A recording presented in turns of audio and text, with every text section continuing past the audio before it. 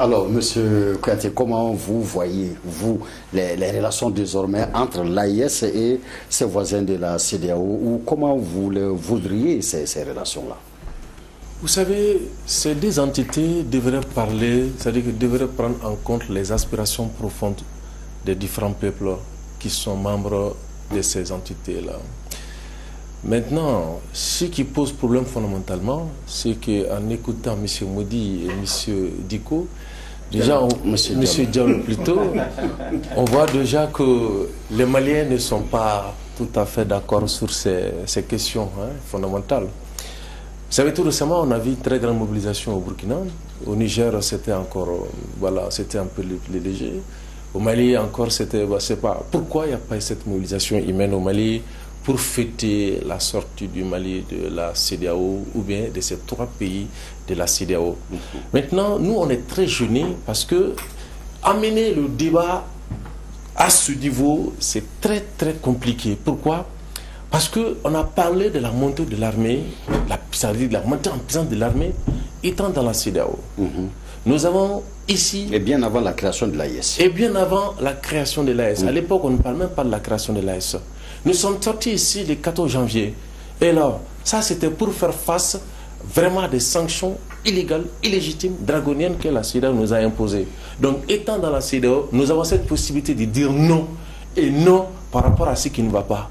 Maintenant, il y a même la Cour de la CEDEAO qui a tranché en notre faveur. Donc, si une organisation, elle est là et que fondamentalement, sur le plan démocratique, on peut se faire entendre au sein de cette entité ou c'est-à-dire que cette organisation, nous pensons que l'organisation a besoin quand même d'autres, pas les textes, mais les acteurs qui l'animent. Parce qu'en réalité, une organisation ne dépend que ses membres. Et nous savons que le Niger, le Mali, le Burkina, ce sont les pays qui ont eu plus de problèmes dans la CEDEAO que n'importe quel autre pays. Alors pourquoi?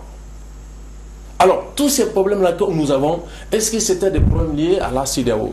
Je le dis pourquoi? Parce que ce soit la CEDEAO, que ce soit l'Union africaine, que ce soit l'Union européenne, que ce soit les États-Unis, que ce soit les Nations unies, nous avons dit depuis 2012 que c'est sur le Mali qu'on peut compter pour sortir. Alors, si tel est le cas, le Mali doit revoir sa diplomatie. Le Mali doit revoir sa politique. Parce que c'est ce qu'on appelle le protocole additionnel sur la démocratie et la bonne gouvernance. Mais c'est ce protocole-là qui a eu du mal à être appliqué dans les États respectifs. Alors donc la CEDEAO, elle est là pour gérer les conséquences.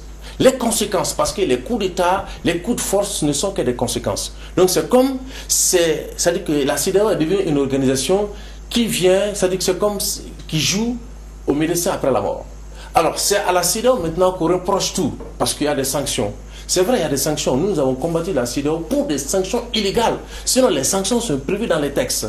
Alors maintenant, comme Modi l'a dit, si nous devons quitter la CEDEAO pour former l'AES, l'AES doit avoir un contenu.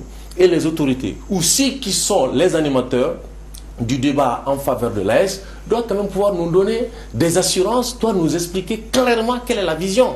Parce que, M. Keïta l'a dit, si les gens sont réticents pour ne pas donner, pour ne pas avancer les pas dans le débat par rapport à ce que l'AES peut nous apporter, c'est parce que jusqu'à preuve de contraire, les concepteurs ne peuvent plus nous donner clairement le contenu de cette organisation qui est une confédération qui n'est pas forcément solide. Une confédération peut ne pas être forcément solide par rapport à une communauté qui a des textes qui sont des textes supranationaux. Attention. Donc ça veut dire qu'avec cette communauté-là, le Mali était en dessus de la CEDEAO, comme le Burkina, comme le Sénégal. Est-ce que tel est le cas avec la Confédération? Donc ça aussi, il y a cette nuance-là et que les gens vraiment ne doivent pas négliger. C'est très important.